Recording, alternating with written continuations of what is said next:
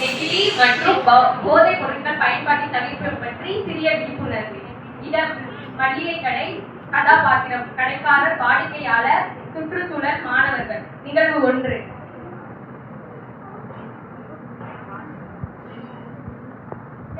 கடைக்காரம்மா, சீக்கிரம் ஒரு juice packet, ஒரு பிஸ்கட் பாக்கெட் சீக்கிரம் தாமா.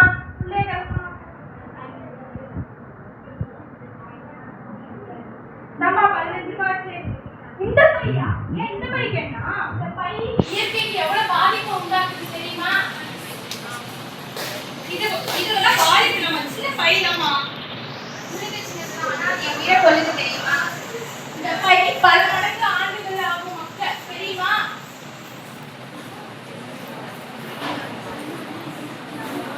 உண்மையா? இந்த பையில இவ்வளவு விஷயம் இருக்கா? இந்த பையினால மாடு ஆடுலாம் இறந்து போகுது, விவசாயம் பாதிக்கப்படுது, அதோட வாய்ப்பாளர்களோட பிளாஸ்டிக்னால அடைப்பு ஏற்பட்டு அதுல வெள்ளம் வரக்கூட வாய்ப்பு அதிகமா இருக்கு. வெறும் 10 நிமிஷம் தான் இந்த பையை நம்ம யூஸ் பண்ணுவோம். ஆனா இது அடியில இந்த மக்கள் 100 மடங்கு ஆண்டு ஆகும் தெரியுமா? இந்த பையை ஒரு தடவை பயன்படுத்தி இந்த பையில இவ்வளவு இருக்குதா? இனிமேட்டுக்கு நம்ம மஞ்ச பை அந்த பை தான் பயன்படுத்தணும். நான் பயன்படுத்துறேன், சுத்தி உள்ளவங்க எல்லாரும் அதே பயன்படுத்தணும். நிகழ்வு 2. அதே இடம். கடைக்காரர், வாடிக்கையாளர், போதை பயன்படுத்தும் நபர், போதை பயன்படுத்துபவரின் நண்பர்.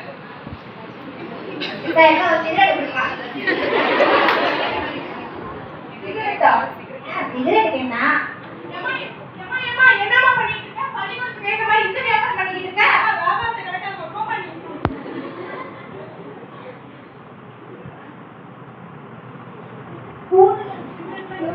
சொல்லி தந்துருக்கோம். எப்பா என்னப்பா இளவ பையனா இருக்கு, இந்த மாதிரி இதெல்லாம் பண்ணிட்டு இருக்க? இது எவ்வளவு கேடு உடம்புக்கு. நீ யூஸ் பண்றதுனால ஒரு நசுக்குள்ள போய் அதை உருக்கி அதுல இருந்து நிறைய கழிவுகள்லாம் வரும். அப்புறம் கிட்னி ஃபெயிலியர் ஆகும். நீ சுவாசிக்கிறதும் இல்லாம மற்றவங்களுக்கும் அது பரவும். ஏமா இப்படி சமுதாயத்தை கெடுக்கிறீங்க? சரிக்கா, இனிமே கொஞ்சம் குறைச்சிக்கிறேன்.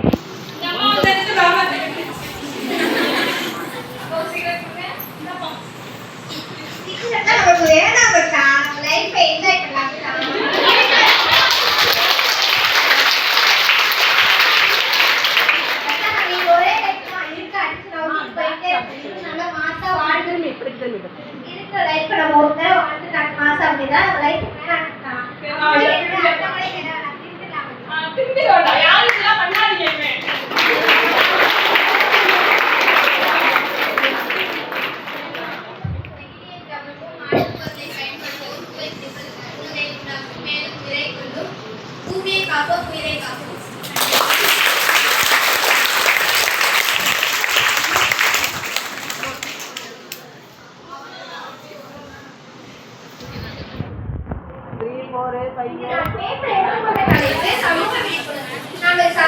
சமூகத்தின் விழிப்புணர்வு நமது கடமை.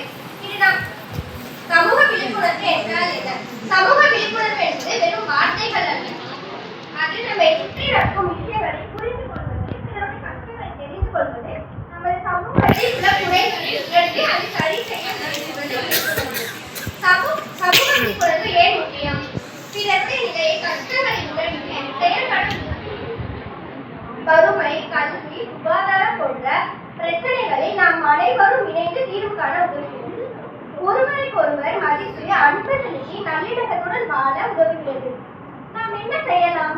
கல்வி அனைவருக்கும் சமமாக கிடைக்க வேண்டும். கல்விதான் சிறந்த ஆயுதம். ஒரு பெண்ணிற்கு கற்பு எவ்வளவு முக்கியம் என்பது கல்வியும் முக்கியம். நம்மை சுற்றியுள்ள சூழலை பாதுகாப்பது நமது கடமை. பிளாஸ்டிக் பயன்பாட்டை தவிர்ப்போம், மரங்களை நடுவோம். சமூக ஊடகங்களை நல்ல விஷயங்களுக்கு பயன்படுத்துவோம், வதந்திகளை பரப்புவதை தவிர்ப்போம்.